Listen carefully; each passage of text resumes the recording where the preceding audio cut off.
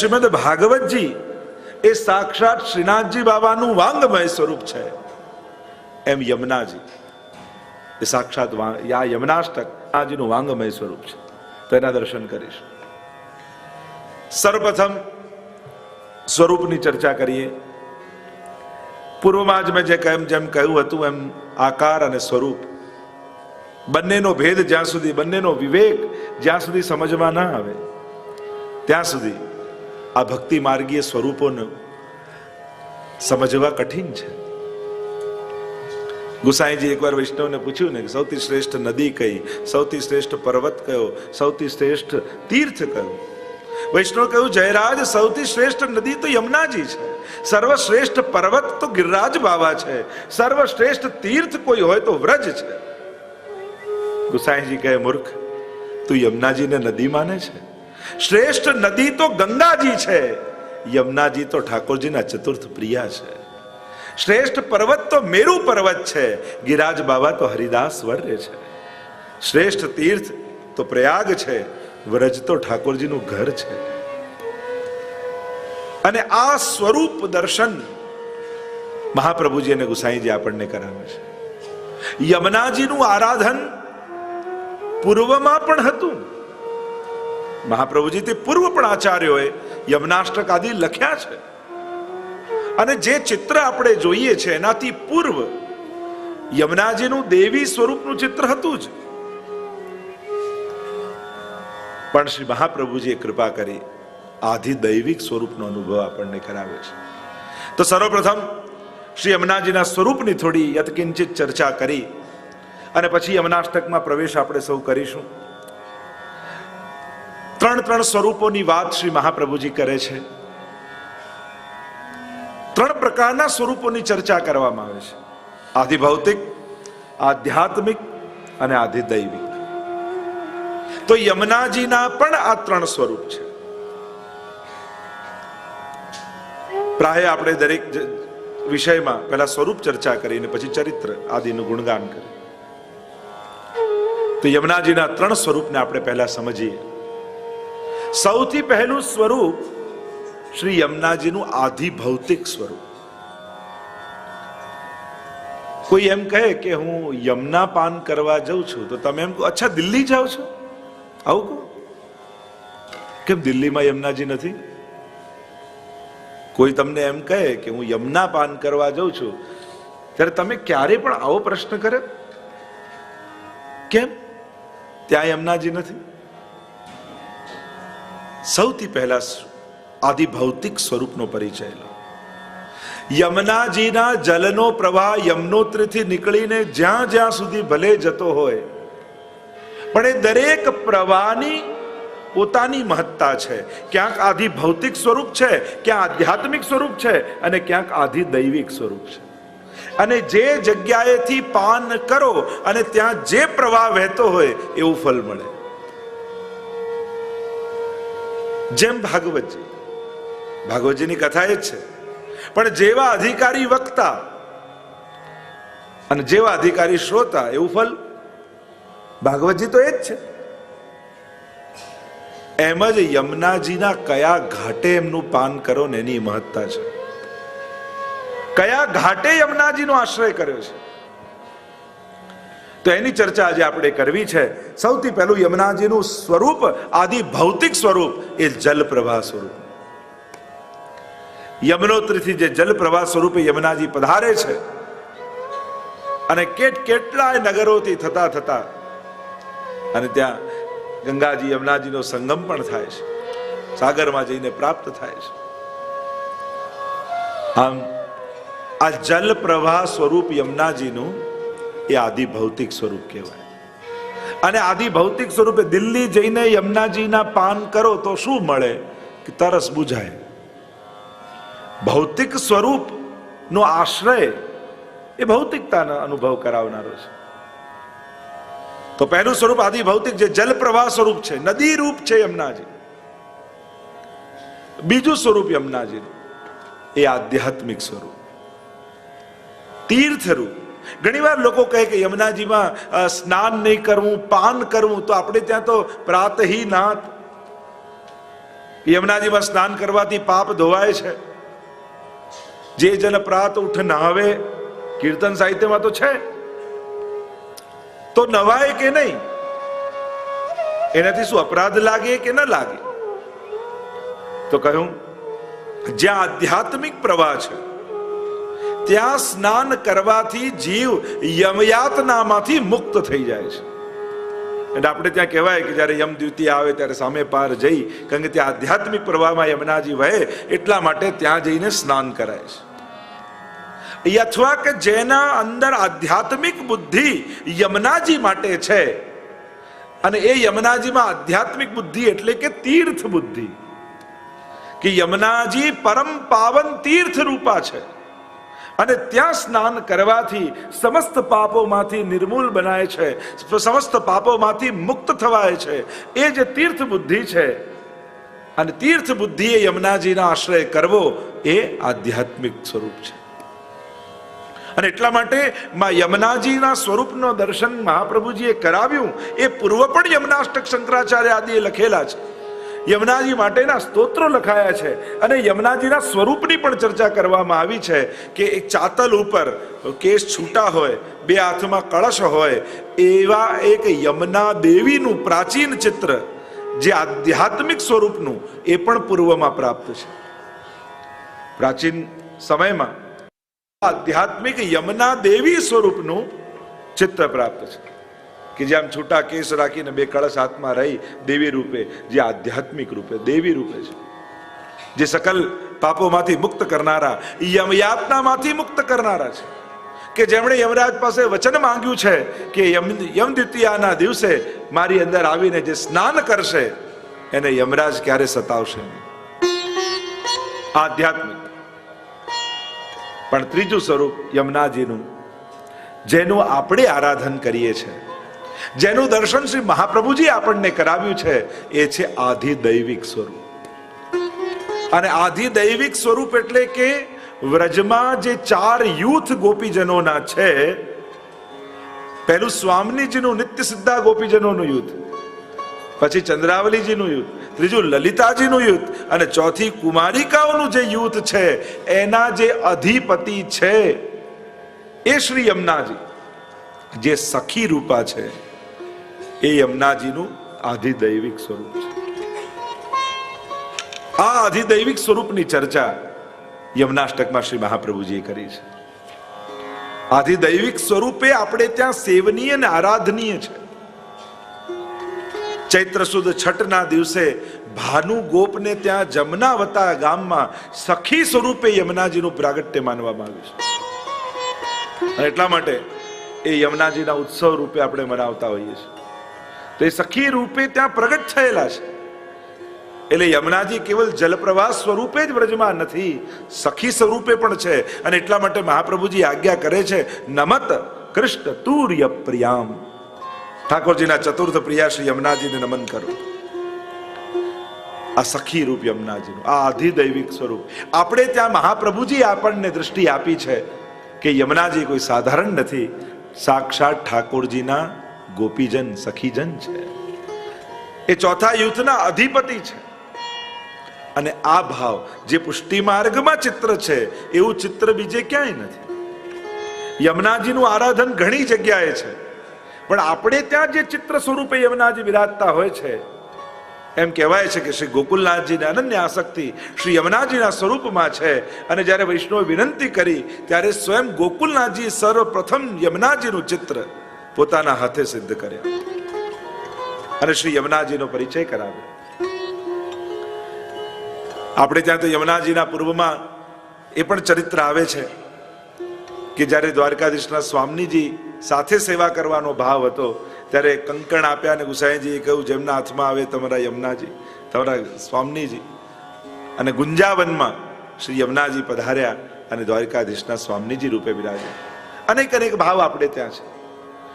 પણ આપણે ત્યાં સ્નાન એટલા માટે નથી કરતા, પાન કેવલ કરીએ છીએ કારણ આપણે આધ્યાત્મિક સ્વરૂપ યમુનાજીનું આરાધન નથી કરતા, આપણે આધિદૈવિક સ્વરૂપનું કરીએ છીએ, જે સખી રૂપા છે. અને આપણો દેહ તો લૌકિક અને ભૌતિક છે, તો આવા લૌકિક અને ભૌતિક દેહને આવા અલૌકિકોએ યમુનાજીને પોતાના ચરણ કેમ અલાડાય, પોતાના પગ એમાં કેમ ડુબાડાય, આવો ભાવ આપણે રાખીએ છીએ અને એટલા માટે યમુનાજીના કેવલ પાન કરીએ છીએ, ત્યાં સ્નાન નથી કરતા, કારણ કે આપણે આધિદૈવિક સ્વરૂપની આરાધના કરીએ છીએ. કદાચ કોઈએ સ્નાન કર્યું એ પાપ નથી, પણ એનો આધ્યાત્મિક ભાવ છે, પણ એનું ફળ એ કેવલ યમયાતનામાંથી મુક્તિ છે. પણ આધિદૈવિક સ્વરૂપનું આરાધન કરો છો તો અષ્ટવિધ ઐશ્વર્યનું દાન યમુનાજી તમને કરે છે, જેની આગળ આપણે ચર્ચા કરીશું. 8 પ્રકારના ઐશ્વર્યનું દાન યમુનાષ્ટકમાં મહાપ્રભુજી સમજાવ્યું. શ્રી યમુનાજી જ્યારે આધિદૈવિક સ્વરૂપે આરાધ્ય હોય છે ત્યારે 8 પ્રકારનું આ અલૌકિક સિદ્ધિનું દાન કરે છે. અને જો આવા આધિદૈવિક તત્વની પ્રાપ્તિ કરવી હોય તો આધિદૈવિક સ્વરૂપનું આરાધન કરવું જોઈએ. સ્વરૂપમાં તમે યમુનાજીને જુઓ તો 2 પ્રકારના સ્વરૂપ તમને પુષ્ટિ માર્ગમાં જોવા મળે યા વર્ણનમાં મળે. એક યમુનાજીની આરતીમાં જે આપણે ગાઈએ છીએ, ચુંદડીએ ચટકાળામાં, ચણિયા ચોળી ચુંદડીના ધારણ કરી અને શ્રી યમુનાજી વિરાજતા હોય, ક્યાંક વિશેષ રૂપે આપણે દર્શન કરીએ. અને બીજા એક શૃંગાર યમુનાજીના, અને એ છે મુકુટ કાચનીના શૃંગાર. થોડીક સ્વરૂપની ચર્ચા કરી લઉં અને પછી યમુનાષ્ટકમાં પ્રવેશ કરીશું. તો ચુંદડીના ચણિયા ચોળી ધારણ કરેલા હોય અને સ્વયં દ્વાદશ નિકુંજની વાર્તામાં ચતુર્ભુજદાસજીને જ્યારે યમુનાજીને ત્યાં પધાર્યા ત્યારે સોનામાં મીનાકારી નિકુંજ અને આ ચુંદડી નિકુંજ અને એમાં કુંવારાનો મનોરથ, આવી યમુનાજીની નિકુંજ છે. હેત કરી દેત શ્રી યમને વાસ કુંજે. આવી કુંજમાં યમુનાજી દાન કરે. પણ કઈ રીતે દાન કરે, બીજા કરતા વિશેષ કેમ? કારણ કે રૂપ દેત આપ જૈસી, પોતાના જેવું રૂપ આપીને પોતાની કુંજમાં પ્રવેશ કરાવે. કારણ કે ઠાકોરજી કૃપા કરવા પધારે તો ભેદ ન કરી શકે કે યમુનાજી પર વિશેષ કૃપા અને બીજા પર સાધારણ કૃપા. પછી તો દરેક સખી યમુના રૂપ જ હોય અને દરેક ઉપર સમાન કૃપા થાય. અરે ચીરહરણ લીલાના પ્રસંગમાં તમે જુઓ ને, ત્યાં સુધી ગોપી શબ્દનો વર્ણન હતું અને જ્યાં ચીર યમુનાજીમાં પ્રવેશ કર્યો એટલે વ્રજાંગના શબ્દનો પ્રયોગ કર્યો. એ વ્રજાંગના કેમ, એમને રાસનો અનુભવ કેમ મળ્યો? કે યમુનાજીમાં પ્રવેશ કર્યો. વ્રજા એ યમુનાજીનું નામ છે અને યમુનાજીનો સ્પર્શ થયો એટલે વ્રજા અંગ યમુનાજીના અંગરૂપ થઈ ગયા. દરેકની ભીતર યમુનાજી પ્રવેશ કરી ગયા અને યમુનાજી પ્રવેશ કરી ગયા ત્યારે એમને રાસનો અધિકાર પ્રાપ્ત થયો. એના વગર રાસનો અધિકાર પ્રાપ્ત ન થાય. તો આ 2 પ્રકારના વસ્ત્ર શૃંગારનો પ્રસંગ છે. યમુનાજી જ્યારે પોતાની કુંજમાં હોય છે ત્યારે ચણિયા ચોળી ચુંદડીના ધારણ કરે છે. પણ જ્યારે અનેક પ્રસંગો મુકુટ કાચનીના શૃંગારના ભાવ બતાવવામાં આવ્યો. એક પ્રસંગ સુપ્રસિદ્ધ છે કે યમુનાજી મુકુટ કાચીનો શૃંગાર કેમ ધરે છે. તો જે સુપ્રસિદ્ધ પ્રસંગ છે આપણે જાણીએ છીએ કે એકવાર ઠાકોરજી અને સ્વામીજી માન ધરવાની લીલા કરી રહ્યા હતા અને ઠાકોરજી સ્વામીજીને કહ્યું કે આપ પહેલા માન ધરો કે હું મનાવું ને હું ધરું? ત્યારે આપ બનાવો. સૌથી પહેલા માન ધર્યું સ્વામીજી. અને ઠાકોરજી તો એવા સકલ કલા ગુણ નિધાન છે કે એવા આ લીલાઓ ચિત્ર વિચિત્ર કરી અને સ્વામીજીને રીઝવી દીધા. અને હવે વારો આવ્યો ઠાકોરજીનો. માન ધરવું એટલે રીસાવવું. ઠાકોરજી માન ધરીને બિરાજમાન થયા. સ્વામીજી કોશિશ કરીને થાક્યા. ઠાકોરજી કેમે કરીને હસતા જ નથી. શું કરું? અરે પ્રભુનું માન દૂર ન થાય ત્યાં સુધી રાસ શરૂ ન થાય અને રાત્રિ તો હમણાં વિરામ થઈ જશે. આ દાન માન ખેલ જેમ મેં કહ્યું તો રાસના અંગો છે અને જ્યાં સુધી પહેલા માન ધરે, માન નિવારણ થાય અને પછી રાસમાં પ્રવેશ થાય. તો આ તો માન જ દૂર નથી થતું તો રાસ નહીં થાય. આજે બધાને ચિંતા થઈ ગઈ. સ્વામીજી બોલાવીને લાવ્યા લલિતાજીને, આપ આવીને બનાવો. કોશિશ કરી પણ પ્રભુ કેમે કરીને રીઝ્યા નહીં. ચંદ્રાવલીજીને જઈને બોલાવીને લાવ્યા. ખૂબ કોશિશ કરી પણ માન્યા નહીં. થયું કે હવે કરવું શું? પ્રભુને કોણ મનાવે? તો કહું આપણે યમુનાજીને વિનંતી કરી. યમુનાજીને જઈને વિનંતી કરી છે. સર્વ ગોપીજનો મળીને યમુનાજી પાસે આવ્યા, વિનંતી કરવા લાગ્યા, હવે આપ જ કંઈક કરો. શું થયું? પ્રભુ એવા માન ધરીને બિરાજમાન થયા છે કેમે કરીને રીઝતા નથી અને માન નિવારણ ન થાય તો રાસ શરૂ ન થાય. યમુનાજીએ યુક્તિ કરી. કે પૂછ્યું ઠાકોરજી હમણાં કયા વસ્ત્ર શ્રૃંગાર ધર્યા છે? કહ્યું કે ઠાકોરજી તો રાસમાં બધો શ્રૃંગાર ધરાઈ ગયો છે, મુકુટ અને કાચનીનો સુંદર શ્રૃંગાર ધર્યો છે. અને યમુનાજીએ એવા ને એવા જ મુકુટ કાચની સિદ્ધ કરાવ્યા અને સિદ્ધ કરી સ્વયં ધારણ કર્યા. અને હાથમાં કમળની માળા લઈ શ્રી યમુનાજી ઠાકોરજીનું માન દૂર કરવા જઈ રહ્યા છે. એટલે જ આપણે ચિત્રમાં જોઈએ તો યમુનાજી ઠાડા નથી, ચાલી રહ્યા છે. चलत टेढ़ी होए लेत पिए को मोहे. यमुना जी चल रहे हैं, खड़े नहीं हैं. और यमुना जी ठाकुर जी के निकट आकर खड़े हो गए, क्योंकि यमुना जी गुण धर्म रूप श्री कृष्ण के वर्ण गुण आदि साक्षात ठाकुरजी જેવા યમુનાજીના છે. અને એટલા માટે મુકુટ કાચની ધર્યા પછી તો આબે હૂબ ઠાકોરજી જેવા લાગે છે. અને જ્યાં ઠાકોરજીની સન્મુખ આવીને ઠાડા રહ્યા, પ્રભુએ જોયું, આશ્ચર્ય થયું, અરે આ લીલામાં બીજા કૃષ્ણ ક્યાંથી આવી ગયા? આ લીલામાં બીજા પ્રભુ ક્યાંથી આવી ગયા? અને જ્યાં યમુનાજીએ માળા ઊંચી કરી અને સમજી ગયા તો યમુનાજી છે, અને જોઈને ઠાકોરજી હસી પડ્યા અને પ્રભુનું માન દૂર થયું અને બધા જ ભક્તો પ્રસન્ન થઈ ગયા. અને ત્યારે સ્વામીજીએ કહ્યું કે હે યમુનાજુ, હવે જ્યારે પણ અમારી નિકુંજમાં પધારો ત્યારે આ જ વસ્ત્ર શ્રૃંગાર ધરીને આપ પધારો. અને જ્યારે ઠાકોરજીની કુંજમાં પધારે છે યમુનાજી, ત્યારે આજ મુકુટ કાચનો શ્રૃંગાર ધરીને પધારે. બીજો એક ભાવ એ બતાવ્યો યમુનાજીના મુકુટ કાચનીના શ્રૃંગારનો કે ઠાકોરજીએ જ્યારે વેણુનાદ કર્યો મહારાસ માટે, સર્વ ગોપીજનો દોડી દોડીને આવ્યા. અને ઠાકોરજી જ્યાં નેત્રો ખોલ્યા જોયે તો અનંત કોટી વ્રજ ભક્તો સામે ઉભા છે. પ્રભુએ કહ્યું ચાલો રાસ કરીએ. સ્વામીજી કહેવા લાગ્યા કે રાસ તો ત્યારે થાય જ્યારે વિશુદ્ધ માધુર્ય આપનું પ્રગટ્યું હોય. આ આપના વસ્ત્ર ને શ્રૃંગાર આપના ઐશ્વર્ય રૂપ છે, અને જ્યાં સુધી ઐશ્વર્ય સામે હોય ત્યાં સુધી માધુર્ય ઢંકાયેલું રહે છે. એટલે પ્રભુ સર્વપ્રથમ આપના વસ્ત્ર ને શ્રૃંગાર મૂકી દો તો આપનું માધુર્ય. ઠાકોરજી કહે પણ મારા વસ્ત્ર ને શ્રૃંગાર તો સાક્ષાત ઐશ્વર્ય રૂપ છે, અને જો ભૂતલ પર મૂકું તો સમગ્ર ભૂતલ પર મારું ઐશ્વર્ય વ્યાપી જાય, તો સર્વને બ્રહ્મનું જ્ઞાન થઈ જાય. એ સંભવ નથી. પણ પ્રભુ આ રીતે વસ્ત્ર શ્રૃંગાર સાથે રાસ નહીં થઈ શકે, આ ઐશ્વર્ય સાથે રાસ નહીં થઈ શકે. ત્યારે ઠાકોરજીએ કહ્યું બીજી એક યુક્તિ એ છે કે તમારામાંથી કોઈ એક ગોપી મારા આ ઐશ્વર્યને ધારણ કરી રાખે તો મહારાસ થઈ શકે. પણ જે ધારણ કરી રાખશે એને પછી રાસનો લાભ નહીં મળે. સર્વ ગોપીજનો કહે અરે જો રાસનું સુખ ન મળવાનું હોય તો પછી આ ધરીને શું કરવાનું? અમે ન ધરીએ. પેલા કે અમે ન ધરીએ. ત્યારે ગોપીજનોના પરિકરમાંથી શ્રી યમુનાજી આગળ આવ્યા અને યમુનાજીએ કહ્યું જો તમને લોકોને રાસનો આનંદ મળતો હોય, લેત તારી કર દેત ઝટકે. અને ઠાકોરજીનો હાથ પકડાવી દે છે યમુનાજી. અને યમુનાજી જ્યારે આગળ આવ્યા અને કહ્યું કે પ્રભુ આપનું ઐશ્વર્ય હું ધારણ કરી રાખીશ, આપ સર્વ ગોપીજનોને આનંદનું દાન કરો. જો આ યમુનાજી એવા છે ને, સદા સોહાગીન છે ને સદા સંયોગીન પણ છે. ઘણાનું સૌભાગ્ય અખંડ હોય પણ સંયોગ અખંડ ન હોય, સદા સાથ ન હોય. તમે ક્યાંય યમુનાજીના મુખમાંથી વિરહના પદ નહીં સાંભળો, વિરહના શ્લોક. યમુનાજીને અખંડ સંયોગ છે, એમને વિરહ નથી, સતત સંયોગ છે. અને એટલા માટે તો આપણે જારીજીમાં લાલ વસ્ત્ર નેવરો લપેટીએ છીએ ને, કારણ કે યમુનાજીનું રૂપ છે એ એમના અખંડ સૌભાગ્યનું પ્રતીક છે, એ પરમ અનુરાગનું પ્રતીક છે, સદાય સંયોગનું પ્રતીક છે. અને એટલા માટે જારીજીમાં પણ અનેક પ્રકારથી નેવરા લપેટવામાં આવે, ઘૂંઘટની જેમ, પટલીની જેમ, ચણિયાચોળીમાં ઓઢણીની જેમ.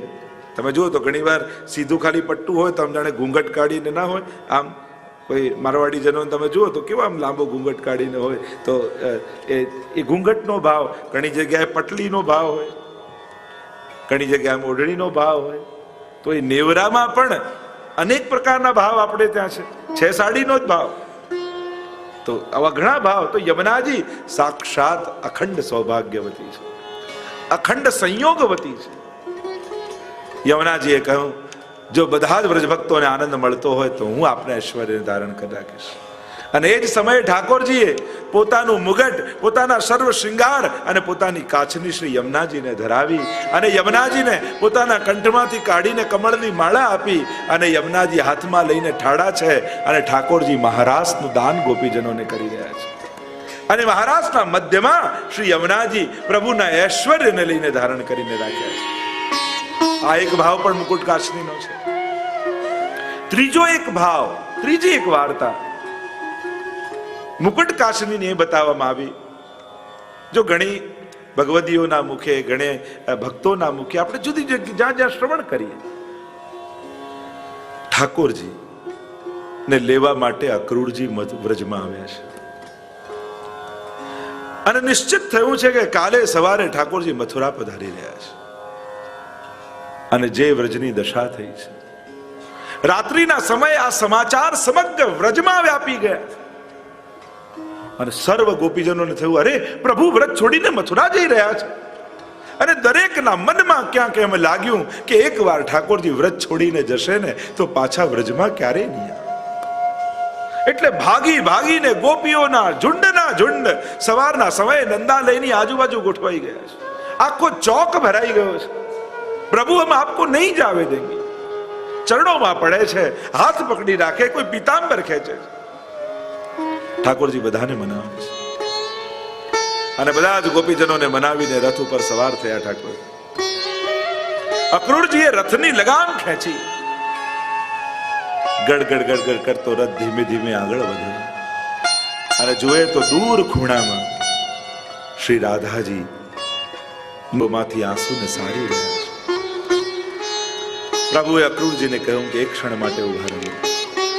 રથ પરથી પ્રભુ નીચે ઉતર્યા અને સ્વામીજી પાસે જઈ, રાધાજી પાસે જઈને કહે, રાધા, તમારી આંખમાં આંસુ? બીજા રડે તો સમજાય, પણ હું ને તમે કોઈ જુદા થોડી છે. આપણામાં કોઈ ભેદ થોડી છે. તમારા રોમ રોમમાં હું છું અને મારા રોમ રોમમાં તમે વિરાજો છો.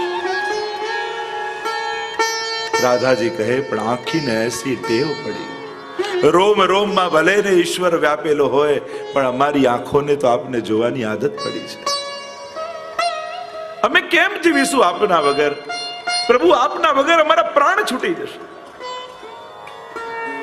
ઠાકોરજી જેમ તેમ કરી સ્વામીજીને મનાવી રથ પર સવાર થયા અને રથ ચાલ્યો આગળ. ગડગડ ગડગડ કરતો રથ પહોંચ્યો. મથુરાનો વિશ્રામ ઘાટ આવ્યો અને ઠાકોરજીએ કહ્યું કે અહીંયા થોડી વાર રથ રોકો. પ્રભુએ વિશ્રામ કર્યો. એનું નામ વિશ્રામ ઘાટ. કારણ રથમાં બેઠા બેઠા પ્રભુ ખોવાયા છે બ્રજભક્તોને યાદ કરવાનું. રડતી ગોપીઓની આંખના આંસુ પ્રભુને દેખાય છે. રડતા સ્વામીજીનું મુખારવિંદ દેખાય છે. પ્રભુને થયું કે મારા વિયોગમાં બધા પ્રાણ ત્યાગી દેશે. મારા વગર આ લોકો નહીં રહી શકે. વિશ્રામ ઘાટ પર બિરાજેલા યમુનાજીના તટ પર ઠાકોરજી વ્રજભક્તોને યાદ કરતા કરતા પ્રભુના હૃદય છલકાઈ ગયા. થયું કે આ મારા વગર નહીં જીવી શકે, શું કરું? એટલે ઠાકોરજીએ નેત્ર બંધ કરી યમુનાજીનું સ્મરણ કર્યું છે અને યમુનાજી બે હાથ જોડી વિશ્રામ ઘાટે પ્રગટ થઈ ગયા. પ્રભુ, આપે મને યાદ કરી, શું આજ્ઞા છે મારા માટે? પ્રભુ કહેવા લાગ્યા, આ મારા વ્રજભક્તોને રડતા મૂકીને હું અહીંયા આવ્યો. મારા મનમાં ચેન નથી પડતું અને મને એમ લાગે છે કે મારા વિપ્રયોગમાં બધા પ્રાણોના ત્યાગ કરી દેશે. હે યમુનાજી, આપ બિલકુલ મારા જેવા રૂપ વાળા છો. એવા જ વર્ણ, એવા જ ગુણ, એવું જ રૂપ. મારું એક કાર્ય કરશો? હા પ્રભુ, આજ્ઞા કરો. અને ઠાકોરજી પોતાનો મુગટ કાઢી યમુનાજીના મસ્તક પર પધરાવ્યો.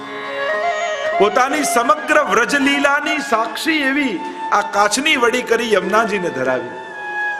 પોતાના કંઠમાં રહેલા, કારણ કે જ્યારે પ્રભુ વ્રજમાંથી પધારતા હતા ત્યારે ગોપીઓને થયું કે પ્રભુ જઈ રહ્યા છે તો અમારું હૃદય કપાઈ રહ્યું છે. અમારું હૃદય અમારા હૃદયમાં નહીં રહે, અમારા શરીરમાં નહીં રહે. ત્યારે પ્રત્યેકનું હૃદય કમળની કળી બની અને બધા એક એક કમળ સ્વામીજીને આપીને ગયા. અને સ્વામીજી એ કળીને પરોવી આખી માળા સિદ્ધ કરી અને જતી વખતે ઠાકોરજીના કંઠમાં ધરાવી દીધી અને કહ્યું હતું, આ કમળ નથી, આ વ્રજમાં રહેલી સકલ ગોપીઓના હૃદય આપને આપીએ છીએ. કારણ કે આના હૃદયમાં આપ બિરાજો છો અને જો આપ જાઓ છો તો આ હૃદયને રાખીને અમે શું કરીશું?